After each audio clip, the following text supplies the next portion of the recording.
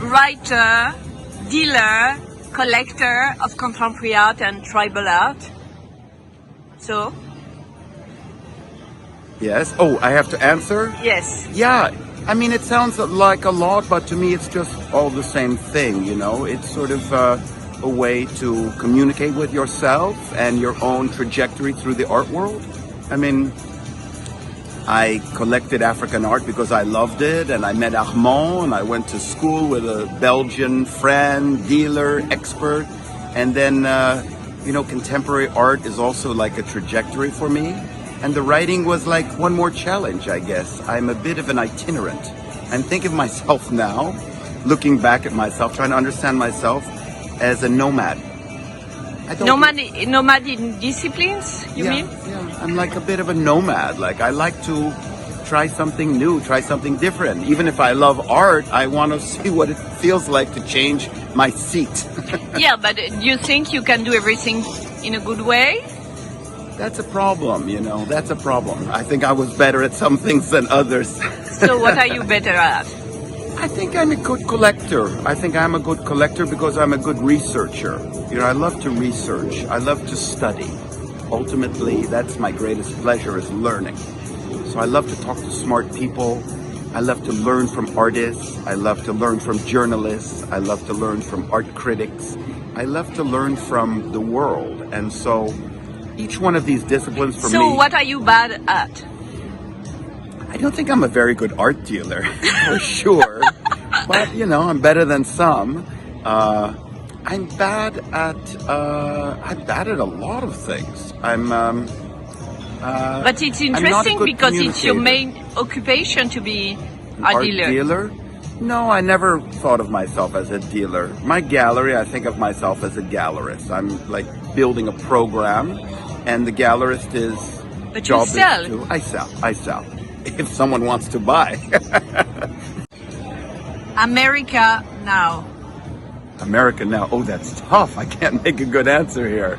I think we're in a difficult moment. We're in a really bad moment because there's a lot of negative feelings about politics, about the president, about the military, and there's a lot of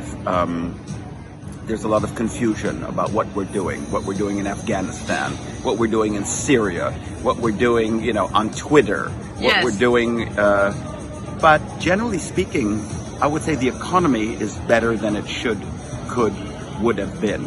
I would have bet, possibly, and I was worried about 18 months ago that we were going to go deeper into a recession. But I think we're not. So right now we're like holding the course. And even here in Miami, I think the fare is quite good. People are feeling relatively positive. So. And to be American today? Look, it's inevitably changing. I mean, the world of technology saved America. We were going downhill anyway. All of these industries, our steel industry, our car industry, our industrial system, I mean, this is all like gone in the past. And what saved us was really Google and Twitter and Facebook and What about Instagram. Trump? It's funny, Trump is someone that I've known my whole life. He used to be our landlord at the GM building when I worked for my father. I see him and it's like a surreal thing. It's like I never could have imagined that we would get to this point. But, he's like our Berlusconi. And we'll see what happens next, This has changed us forever. Art market. Art market is fascinating. It's full of surprises. It's like you can't understand it. It's there. You can win, you can lose, you can beat it, you can lose to it, but it's fascinating. And no one really knows what's next. But you have played a lot with the art market, right? I did. Very lucky, very lucky. And good feeling, Art market is a thing of feel.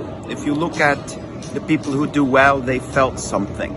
It's not just random, and it's not all intellectual. You can't calculate how many bidders at an auction and how many hands go up and figure out the next step. It's really intuitive. The problem is that as the audience changes, we have to understand what the new people want. And that's hard to do when you're not one of the new people anymore. Profit in art. Profit in art, yeah. I think it's very exciting to make profit in something, in anything, but in art it's just fascinating because fundamentally speaking, it's never made for profit. I don't want philosophy. Give me an example, a precise example of your profit, of one of your profits. Well, you know, I was lucky enough to set the world record for a living artist. I was lucky enough to set the world record for Jean-Michel Basquiat. So when was that? 2 years ago, 3 years ago, 2016, I think. Yeah. You sold the Basquiat? Yeah, I sold my Basquiat to Yusaku Maezawa at Christie's. It was the cover lot. Yeah. So I did a Christie's cover lot, and I sold the cover lot for at how much? Sotheby's. Tell us. I think it was $57.5 million. And you bought it when? I bought it in 2004 for $4.3 million. Everybody was laughing at me. I bought it at Sotheby's. Yeah, Tobias Meyer, London, Sotheby's. Ah, wow. Yeah, yeah. And also Koons? Koons I bought from the gallery. I sold that in 2007. Yeah. For how much? I think that was $24 million. And you? Yeah, that was a big trade at that time. Yeah, I love Jeff's work and I love Basquiat's work. And what's interesting, I knew Basquiat when I was young and not very well, but I knew him. Like I went to a Michael Jackson concert with him once. And I love Jeff, you know. So selling the works, I sold works I love, and fortunately they receive very loving prices. And what was the Koons? The Hanging Heart, the amazing Hanging Heart. And you have no regret? You have money, but you have no more Hanging Heart. I regret, of course, I do regret, and I miss them. But, you know, I bought other things, and it allowed me the freedom to do other things. So, you know, it's a question of, like, what are your resources? I remember at the time I was doing something else with the money. I never sold something when I wasn't using the capital for something else. Basically, so what you do with the money when you have the money?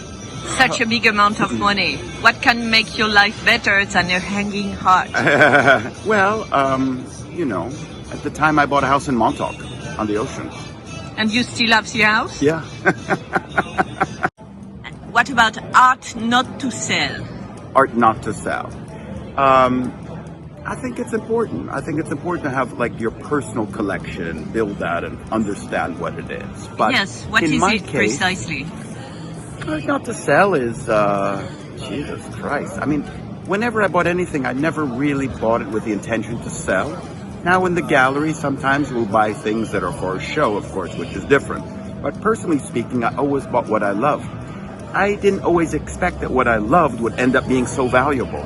But do you have a work of art that you cherish, which is in your bedroom, that you look at every morning and that you will never sell? Yeah, I have a few things that I'll never sell. Probably I'd never be able to sell them. So you're a businessman, you are not a collector. I'm a collector, but, you know, I follow the world and I follow the movements. And as I said, I'm a bit nomadic, but are there things I'd never sell? Yes, some of my tribal art I'd never sell. I have an uli in my living room. It's an oceanic piece from New Ireland. It's an amazing figure. It's arguably the greatest uli in private hands. I'm very proud of it. And I'll have to give it to a museum. I don't feel I could sell that. I'm not allowed to sell that somehow. I have to give it to a museum. So you want to die naked with no art around you, right? No, you sell or you give. I have a lot of kids. They'll all figure it out. Ridiculous prices. Yeah. I think it's really strange. I don't know where, it's like there's an endless amount of money chasing the same thing higher and higher and higher until the music stops. I find it shocking. I find it shocking. But for what, for example? For some living artists that are like who? I don't know. We had a huge Mark Grosjean bubble, and now we're in a huge Mark Bradford bubble, and like then we're going to be in the next crazy bubble. I mean, it's artificial.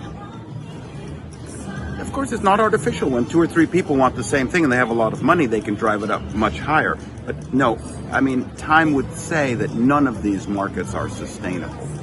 So nothing can go up. You know, the price of gold can't go up forever. Nothing can go up forever. Bitcoin couldn't go up forever. It's unsustainable, yeah. Will it go back? Maybe, time will tell, but some of these, even if I like the artist and I like the work, and I've bought the work, I mean, these are artists where, you know, I bought Mark Bradford's, and I loved him at the Istanbul Biennale when I was in Turkey several years ago. And Grosjean works on paper, like I love to see the artist's hand and every detail. But there's nothing new about his work. They feel like they were like, it couldn't go on. It was just obvious. But there's a blindness in the art market. There's a blindness in the art world. I don't really understand it, but like everybody charges for the same thing at the same time and they're going crazy for it. And right next door are beautiful, amazing things that are equally as good and as valid. It's like the crowd sort of, it like multiplies itself. It like goes after itself and it crawls all over itself, and then suddenly the music stops and boom, game over, and everyone's looking for the next game. But yes, but when is the game over? The game's over when the price stops going up. Yes, I know, but when? Oh, when? Is there one time? I think each one of these markets works differently. I think even in an economic crisis, if we get to one, there will be some markets that are growing. There's always a new there's different speed for different artists. Absolutely. Art and technology. Yeah, one of my favorite topics. I did a whole conference last year. I wanted to launch something. I never found the right platform. I think the art world's very backwards. We're all very, a bit antiquated in our use of technology, and I'm one of those people. And I'd love it to become more transparent, more fluid, more visible. But the art world is based on smoke and mirrors. It's like the Wizard of Oz. Like, nobody really wants to see that the wizard is a little old man behind a curtain making a big smoky image. So it's a hard thing to do. I was recently contacted by a large cryptocurrency company who wants to launch something. So I think it will happen. Hans Ulrich Obrist is also fascinated by this, but I don't know when. So the art world is not ready? No, the art world's definitely not ready. You know, most of the big money collectors are not that technologically savvy, and the people who were really into tech don't appreciate art. So you have two things that should go together, but you have two audiences that don't really understand each other. The art world is not the tech world, generally speaking. We have a few West Coast people now, but not that many. And the tech world, they don't care about art. They're part of a newer generation that doesn't believe that much in possessions. They don't want to visibly hang money on the walls. They don't want to show. Tech people love being t-shirt, jeans. Nobody knows who they are. They're walking around like weird geeks. Forgotten artists. Yeah, so interesting. That's your new specialty. That's been my specialty, yeah. It's terrible. It can be very gratifying, but it can also be very depressing. Why? I'm wobbling between the two. I'm so happy if I see the New Yorker write up Roger Brown, or I'm so happy if I, am able to restart the career or the legacy of H.C. Westerman, or help bring attention to Peter Saul and other worthy artists like Joseph Yoakum, what I'm showing here in Miami. I mean, it's totally a labor of love. Jeff Koons told me to do this 2 years ago. I ended up doing it. Now he's going to museums. Great African-American artist. Died in 1972, collected by all these artists. It's a great job. It's a great feeling. But, it's just They're dead? They're dead, and no one's going to thank you. No one's going to care. Maybe it will. Hopefully it will go on to several museums. But I remember when Westerman went to the Prada Foundation, I was like, yes, he went from my gallery to the Prada Foundation, and then to the Reina Sofia. The only one who cared was me. Next dream. I need one, right? I'm a nomad. I've got to come up with something new here. So you didn't find out? I'm working on it. Literally this minute, I'm working on it. Between technology, the art market, forgotten artists, great records, wonderful artists that everyone's talking about. There's got to be something new. But the art world is full of really smart people. I think we, not just me, but everyone involved at the higher levels whether in journalism, whether as dealers, whether as curators. I mean, it's such an interesting field. It's attracted a lot of IQ. Like, these people are smart, a lot smarter than the dollars involved. Like, you know, there's a lot more money in Google and Snapchat and Gucci and all this other stuff than the money that we're fighting over. I mean, we're talking about small numbers in the global scheme. So, but it's hard to create something new in it. And that's why I have more and more admiration for those people who created the Frieze Art Fair, or were able to build a mega gallery, or all these things. But if you look at them, it took a long time. We've never had something that, like, wildfire just took it over. I mean, most of these institutions are now like 20 years old, 30 years old. Hard to move them too. We are far from your dream now. Yeah, my dream is something that, like, all Merci. new.